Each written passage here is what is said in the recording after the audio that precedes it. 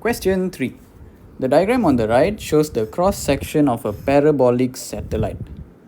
Okay, so this is the parabola. Parabola is a curve, but it's not a circle, so it doesn't have a center, whose function is represented by this. So this is our function 1 over 4 x squared, where x and y are measured in meters. Find the width and depth of parabola in meters. Okay, so the width of the parabola is from here until here. The depth will be from here to here lah.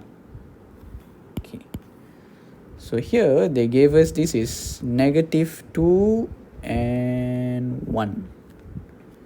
This one is 2 and the height is also 1. So to find the width will be this length. So from here to here is 2 meters. Here to here is another 2 meters. So total 4 meters.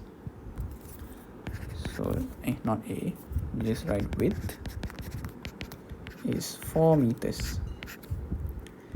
And then the depth will be from here to here. So this is 1 meter lah.